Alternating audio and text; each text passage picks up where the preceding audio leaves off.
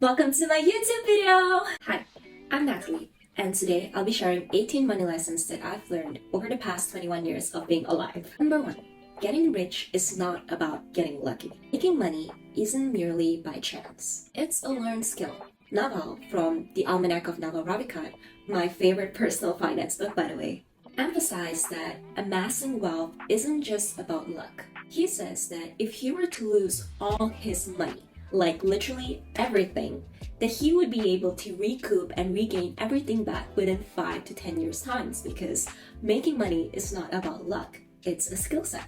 Now, people often attribute success to luck, but the book dissects that there are 4 main categories of luck. First, there's blind luck. Now, these are circumstances beyond control, such as being born into wealth or an era of economic boom. Then there is manufactured luck, through persistence and hard work, where you actively create opportunities. Another form is being attuned to spotting luck, a result of a mastery in a field. Lastly, which is the hardest one of all, is through building a unique character and mindset that attracts luck to you. Understanding that making money is a skill set to be learned and refined is crucial. Naval's insight dissect that with these different forms of luck, ranging from circumstances that are outside of our control to building opportunities and this unique character that attracts luck, highlights that success is not just a matter of chance, but a skill that can be developed. Number 2, don't play the status game.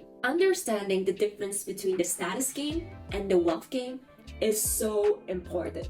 In Rich Dad Poor Dad, Robert Kiyosaki dissects the differences quite aptly. The status game is about the appearance of wealth, showcasing symbols of affluence to impress others. It's the race to accumulate material possessions, climbing the corporate hierarchy for the mere perceived status. And sometimes playing the status game can lead to excessive spending and being in debt. On the other hand, the wealth game is about acquiring actual assets, focusing on investment that generate income and increases net worth over time, prioritizing being wealthy than looking rich. My favorite saying is that wealth does not boast. It's kind of like a if you know kind of thing. Think of Bill Gates and all these multi-millionaires or billionaires. What do they have in common? Well, I'll tell you one of the more apparent ones. They all dress for simplicity. They are dressing up for comfort and not for show because they don't have to show. Of course, this is just one small aspect of the spectrum. Bottom line is that Kiyosaki's word echoes the idea that true wealth is not about displaying high-flying lifestyle, but rather owning income-producing assets that works for you even when you're not actively working. It's about playing the long-term game. Number 3. Making money and building wealth are 2 different skills, very different. This lesson has been a game changer for me. Naval talks about the distinction between building wealth and making money very well. Making money involves earning an income, which can essentially, for most people, stem from a job. However, building wealth goes way beyond earnings. It's about strategic allocation and the compounding of those earnings into an interest-earning asset that appreciates over time. As Naval puts it, fortunes require leverage and building things that are not confined to your time.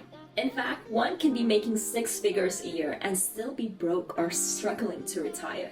Number 4, managing cash flow. Cash flow is essentially the surplus of income that you have once you've deducted all your expenses and debt. It ultimately helps you not live paycheck to paycheck. How do you obtain more cash flow?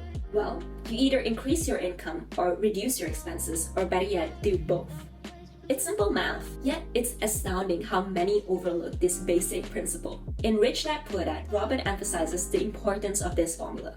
It's not just about cutting back on avocado toast or your daily Starbucks. It's about finding ways to boost your earnings, whether through a side hustle, investments, or improving your skills to command a higher income. Number 5. Your job does not guarantee financial security. We've been conditioned to believe that a stable job equates to financial security. Spoiler alert, it does not. Relying solely on a job leaves you so vulnerable because it limits your income potential and doesn't shield you against economic shifts or unexpected job loss. During the pandemic, unemployment hit its all-time high. At the end of the day, even company loyalty does not buy you security. The harsh truth is that if companies need to make cutbacks, then they will make a cut. Hi, it's Editing Natalie here, and I realized that I did not make any conclusion to the point that I made earlier. So I guess what I'm trying to say is that it's very important to have more than one stream of income be it a side hustle or starting your own business or starting a small online e-commerce store or something, because in the unlikely event that you do get laid off or there's an economic shift, then you have something to fall back to.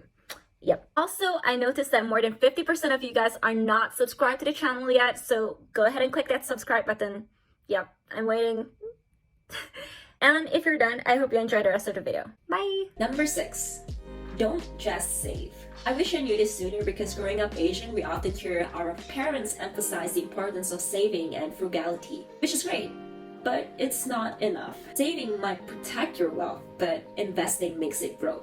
Being able to distinguish assets and liabilities is important to this regard. An asset, as Robin says, puts money into your pocket, and a liability takes that money out.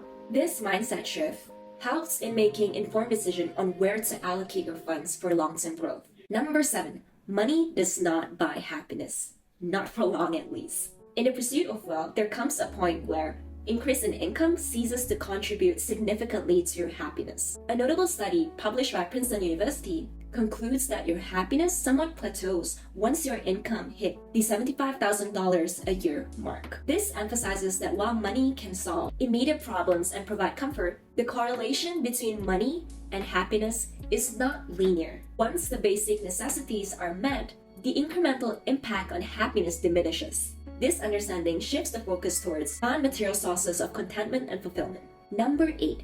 Abundance mindset versus scarcity. Abundance mindset is about recognizing that there's enough for everyone and opportunities are abundant. Adopting this mentality allows you to operate from a position of strength and possibility, whereas scarcity mindset operates from a fear of lack. The way you see the world and its opportunities profoundly impacts your financial decisions and outcome. As what The Truman Show says, we accept the reality of the world with which we're presented. It echoes the notion that our perception creates this reality in which we acknowledge and act upon. And that's pretty much it, guys. Thank you so much for watching, and I hope you find at least one of these lessons helpful, and I'll see you guys next time. Oh my god. This one's so pretty. Real some shady stuff. Allows you